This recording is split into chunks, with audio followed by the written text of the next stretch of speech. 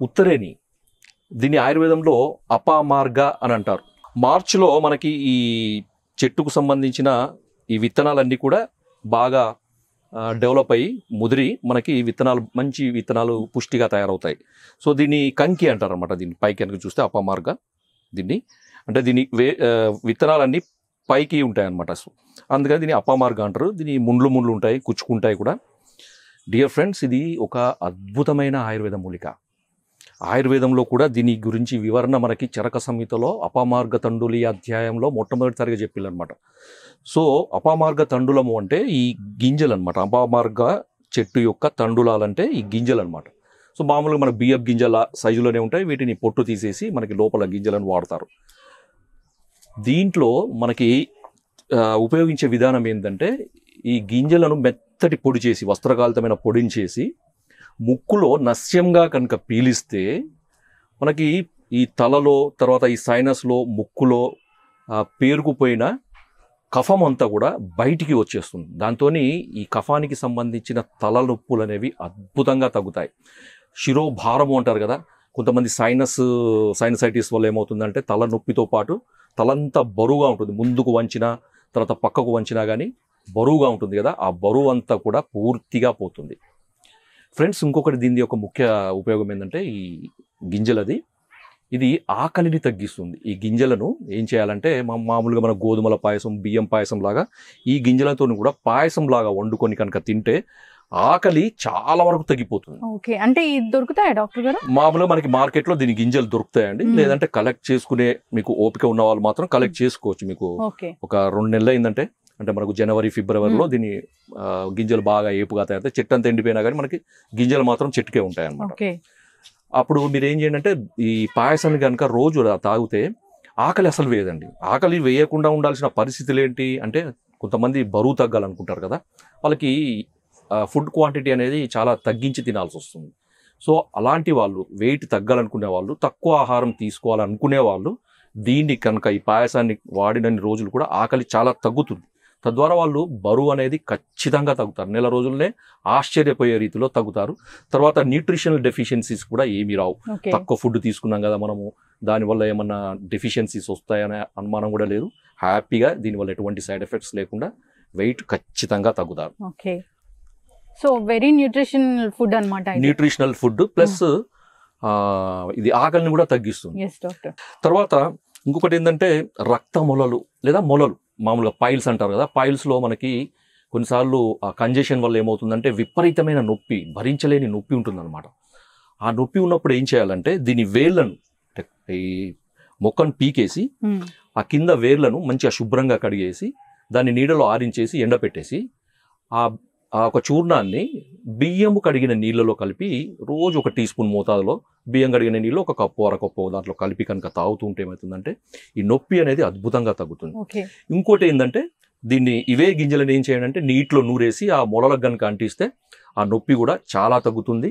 తర్వాత ఈ ఆకుల కషాయం, ఆకుల ముద్ద, ఈ ఆకులన్నిటిని కూడా తెంపేసి మంచి ఫ్రెష్గా ఏపుగా పెరిగిన ఆకులను మీరు బాగా రోట్లో వేసి బాగా నూరండి, నీళ్లు కలిపేసి నూరి ఆ బ్లీడింగ్ పైల్స్, బాగా కంజెషన్ ఉన్న పైల్స్ కనుక అంటిస్తే ఏంటంటే అవి షింక్ అయిపోతాయి అన్నమాట. షింక్ అయిపోయి నొప్పి తగ్గుతుంది, రక్తస్రావం కూడా తగ్గుతుంది. ఎందుకంటే దీన్ని రక్తస్రావాన్ని తగ్గించే ఒక అద్భుతమైన ప్రాపర్టీ ఉంది. మామూలుగా ఈ పల్లెటూళ్ళలో వీళ్ళు ఏం చేస్తారంటే, ఈ కొడవలతోని కానీ కత్తులతోని కానీ ఏదైనా ఇన్సిషన్ వూండ్స్ అంటారు కదా, గాయాలైనప్పుడు రక్తము కారకుండా అది పూర్తిగా మానిపోవడానికి దీని ఆకులను నూరి వెంబడే పెట్టేస్తారు అన్నమాట. దాంతో ఏమవుతుంది, రక్తస్రావం అనేది ఇమ్మీడియట్గా తగ్గిపోతుంది. సో మనం గాయం కూడా కనపడదు అనమాట. దానికి ఏదో యాంటీబయాటిక్స్, సూచరింగ్స్ ఇట్లాంటివి ఏవి అవసరం లేదు, వెంబడే తగ్గిపోతుంది. ఇంకొకటి ఏంటంటే, ఏదైనా విషపు పురుగులు అంటారు కదా, దోమలు కానీ, కొన్ని రకాల దోమలు కానీ, లేకపోతే సాలి పురుగులు కానీ, తర్వాత ఈవెన్ ఏమంటారు, ఇది తేలు కుట్టినా కానీ తేలు విషాలకు కూడా, ఈ పురుగుల విషయాలకు కూడా ఇది అద్భుతమైన ఉపయోగం అనమాట. దీనికి ముద్దగా నూరేసి, మెత్తగా నీళ్లు కలిపేసి మెత్తగా నూరేసి దాని మీద అంటించండి. అంటిస్తే తేలు విషం కానీ లేదా పురుగుల కాటు కానీ, ఆ వాపు, నొప్పి, పోటు, మంట ఇవన్నీ ఏమీ లేకుండా హ్యాపీగా తగ్గుతుంది. ఎటువంటి ఇంజక్షన్లు కానీ, మాత్రలు కానీ డాక్టర్ దగ్గరికి పరిగెత్తాల్సిన అవసరమే లేదు, ఖచ్చితంగా తగ్గుతుంది. చాలామంది పేషెంట్స్లో నేను చూసాను ఇది. మేము మామూలుగా ఈ అడవుల పండి తిరుగుతుంటాం కదా, అప్పుడు మాకు ఏదైనా కుడితే ఇప్పుడు ఉత్తరేం దొరికితే వెంబడే తీసి దాన్ని ముద్దగా నూరేయడం పెట్టేయడం అంతే, ఏం మందులు లేవు ఏం లేవు. ఆ విధంగా ఇది అద్భుతంగా పనిచేస్తుంది. చాలా రకాల మెడిసినల్ వాల్యూస్ ఉన్నాయి డాక్టర్ గారు. చాలా ఉన్నాయి, దీని గురించి చెప్పాలంటే ఒక రోజు కూడా సరిపోదు. డియర్ ఫ్రెండ్స్, ఇంకొకటి చాలా మంది స్త్రీలను వేధించే సమస్య హెవీ బ్లీడింగ్స్. పీరియడ్ టైంలో కానీ, లేకపోతే పీరియడ్ లేని టైంలో కానీ, లేకపోతే మెనోపాజ్కి దగ్గరలో ఉన్న ఆడవాళ్ళని వేధించే ఒక సమస్య హెవీ బ్లీడింగ్స్ అనమాట.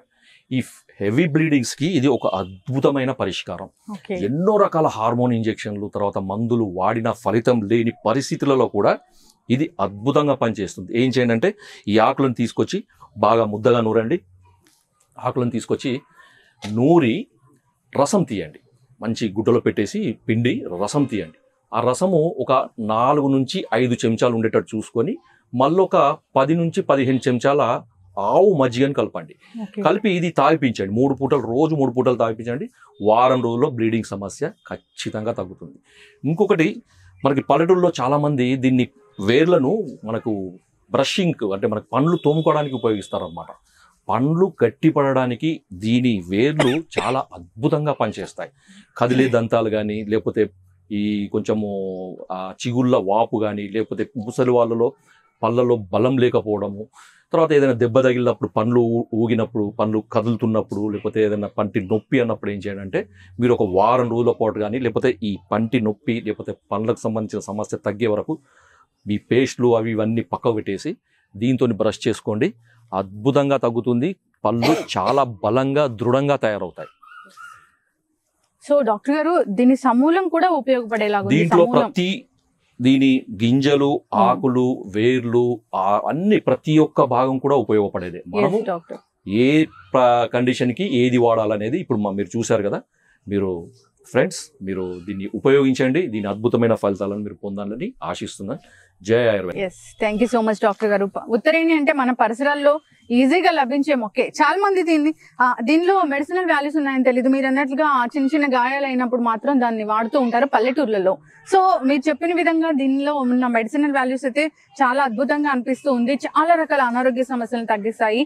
సో దంతధావనానికి కూడా దీన్ని ఉపయోగించవచ్చు, దీని వేర్లని అని చెప్పారు. సో చాలా మంది కూడా ఈ రోజుల్లో క్యావిటీస్ కానీ, లూజ్ టీస్ కానీ ఇలా ఇబ్బంది పడుతున్నారు. అంతేకాదు చిగుళ్ళ వ్యాధితోని, ఇక పైల్స్ సమస్యకు కూడా దీని నుంచి పరిష్కారం ఉందని చెప్పారు.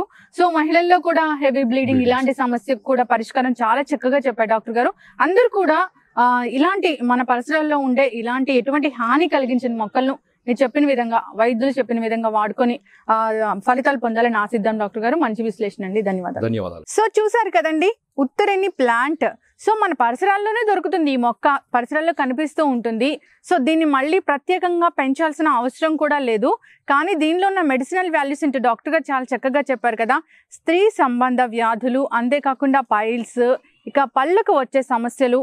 సో ఎవరైనా ఒబెసిటీతో బాధపడుతున్న వారు, ఆకలి తగ్గించుకోవాలి అనుకునేవారు కూడా ఈ బియ్యంతోనే పాయసం చేసుకొని తీసుకోవడం వల్ల అనేక ప్రయోజనాలు ఉన్నాయని డాక్టర్ గారు చాలా చక్కగా చెప్పారు.